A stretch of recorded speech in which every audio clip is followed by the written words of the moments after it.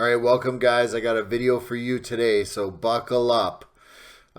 This is on Bukele and the 238 prisoners that Trump handed over to him, Venezuelans, allegedly MS-13 or Tren de Aragua TDA members. Okay, so You'll remember Bukele. I'll show you, but really quick, here's the headline. Okay, Bukele proposes a prisoner swap with Venezuela for the U.S. deportees. Okay, so you remember Bukele from his Oval Office visit, right? And we'll just listen to him here. ¿Se lo liberaría, presidente Bukele? Can President Bukele weigh in on this? Do you plan to return him? Well, I'm supposed to have suggested that I smuggle terrorists into the United States, right? It's always how can I return him to the United States? Like, I smuggle him into the United States, or what do I do? Of course, I'm not going to do it. It's like, the question is preposterous. How can I smuggle a terrorist into the United States? I don't have the power to return him to the United States. But you could release him inside El Salvador. Yeah, but I'm not releasing. We're not very fond of releasing terrorists into our country. We just turned the murder capital of the world into the safest country of the Western Hemisphere, and you want us to go back into the releasing criminals so we can go back to being the murder capital of the world? No, that's not going to happen. Well, they'd love to have a criminal, released into our country. There's a fascination. They would love it. Yeah. So that was President Bukele and his Oval Office visit. You can see he's really comfortable with Trump. At this point, they're really pushing that they can't get Abrego Garcia back because the judges at the Supreme Court did order them to facilitate his return, but they're just taking that to the limit. Right. So since then, Senator Van Hollen has gone to El Salvador to try and meet with Kilmar. And at first they stonewalled him. Right. And then they finally brought Kilmar to the hotel and they did this photo op here where we actually got to see Kilmar. We got proof of life. We know he's alive. OK. There's a lot of reporting on this, guys. Like even in the LA Times, they're saying 90% of the migrants sent to the El Salvador lacked U.S. criminal record. So they don't even have a criminal record in the States. Okay, this is why due process is really important. Okay, could they still be gang members? They could be. They could be.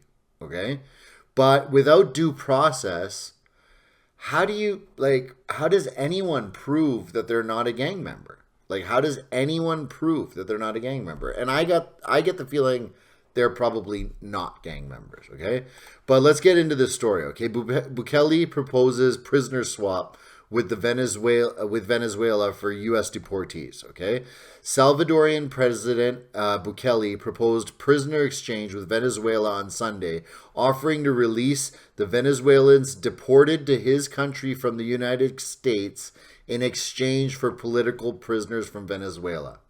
So he's taking the prisoners that the Trump regime sent over to him, okay, and are claiming that they're TDA or MS-13 or whatever's fashionable these days, okay? But remember, none of these people have had due process. None of these people have had a day in court, okay?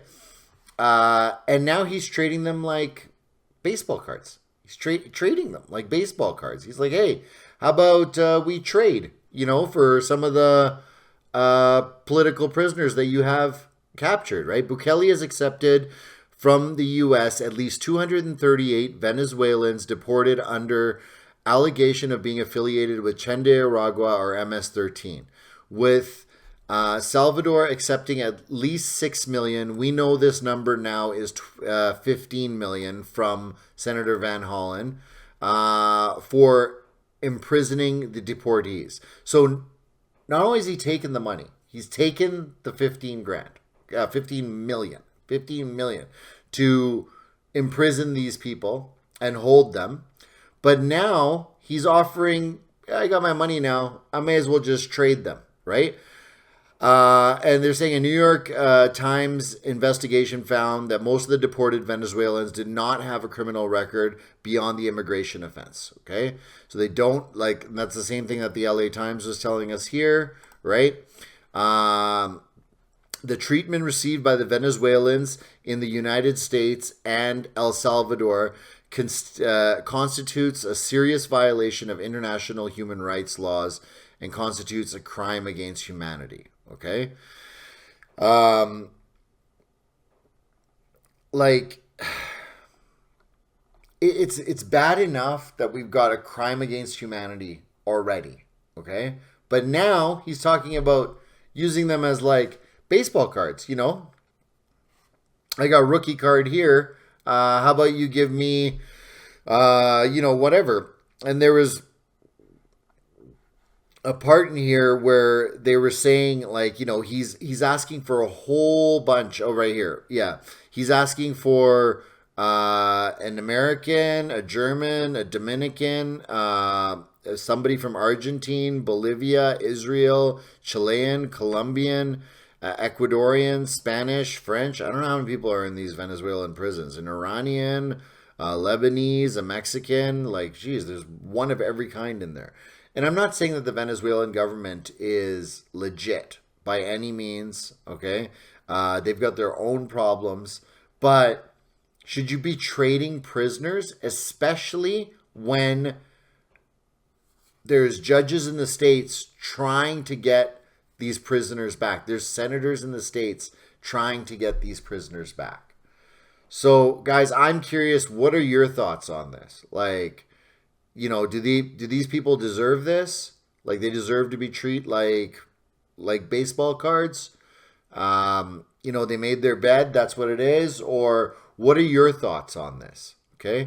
And guys, like and subscribe, and I'll see you on the next video.